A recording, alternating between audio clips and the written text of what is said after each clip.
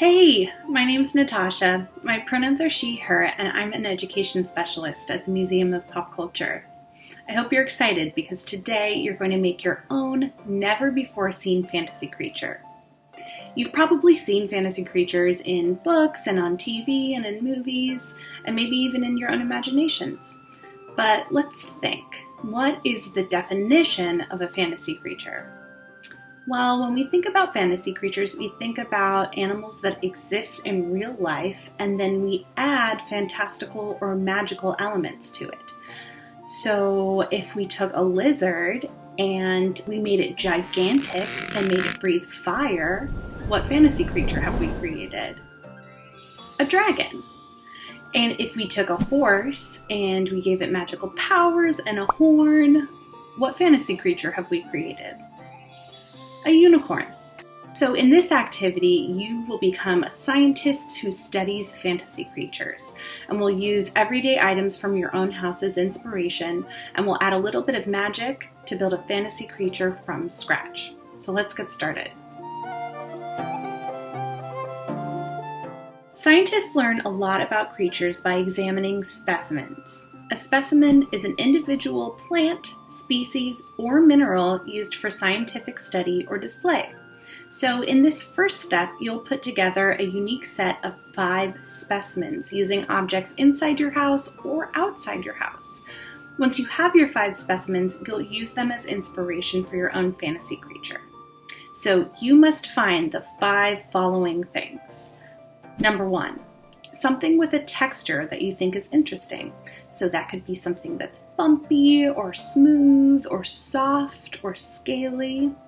Number 2, something that is a color that you like. So anything that you see where you really like the color, like if it's bright green or maybe a shade of blue or teal, any color you really like. Number 3, you should try to find a liquid. And this could be something as simple as water, or something you drink like juice, or something that you would not drink like dish soap or something like that. Number 4, something that is dirt-like. So it doesn't have to be dirt specifically, but it could be little rocks that you find, spices from a spice cabinet, or real dirt.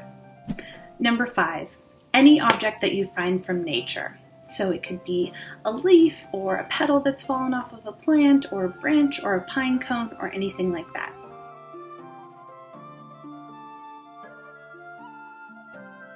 So as you look for these things, we want you to keep some things in mind. You can look for these things in your home or outside your home. Make sure you have permission to use the objects that you find. If you get an object from nature, make sure you're finding something that isn't alive. If there's something alive that you really like and you do want to use, you can always take a picture of it.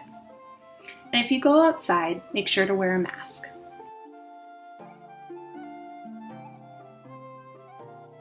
You can print and use the worksheet found on the MoPOP website, or write down the criteria on your own piece of paper. I'm going to go and find some specimens of my own. While you search for specimens, pause this video. We'll meet back here when you're done. Ready? Pause now.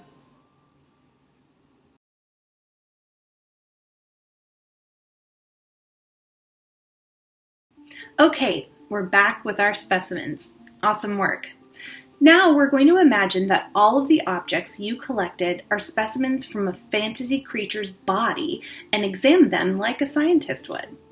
To do this, open up the Scientific Observations worksheet. You can print out the worksheet to write on, or you could fill out the file on your computer, or you can leave it on your screen and take notes on a separate sheet of paper. On this chart, list your specimens and write down some things that you notice about them.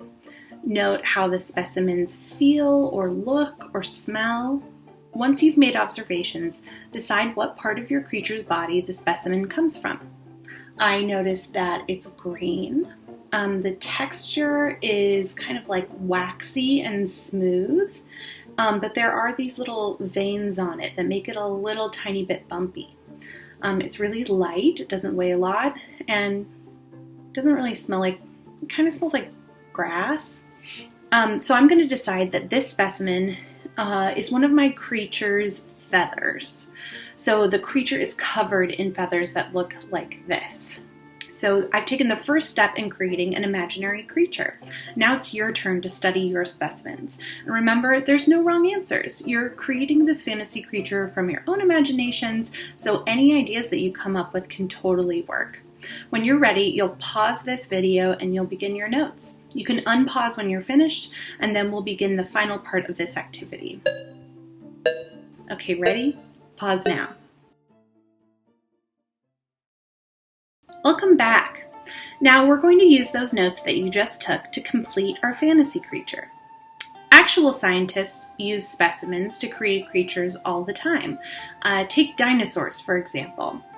Scientists look at fossilized stomach contents to figure out what dinosaurs ate. The footprints told them how dinosaurs walked, and after the discovery of fossilized dinosaur feathers, scientists realized that dinosaurs were actually feathered creatures instead of covered in scales. So all of these specimens helped scientists imagine what dinosaurs might look like when they walked the earth. And now you're going to use your specimens to do the same thing. You've taken notes on what your specimens are, and now you'll put them together and you'll draw a picture of your fantasy creature. Make sure you include all 5 of your specimens in your drawing. If you aren't sure about a part of your creature, you can just use your imagination to decide. If you don't know how to draw something, you could ask for help, or you could write words to describe it instead. And then at the end, make sure that you name your creature. Remember, there's no wrong answers and any of your ideas will work. When you're ready, pause this video and then go find yourself a blank sheet of paper. Grab whatever drawing or writing utensils you like to use and have fun. Ready? Pause now.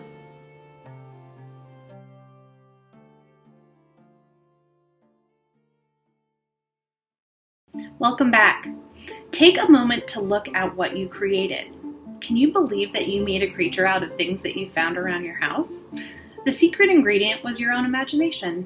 Now that you've unlocked the power of your imagination and creativity, you can go further. Watch our next video to come up with more details and further develop your fantasy creature. Thanks for joining me. I hope you had fun. Have a great day.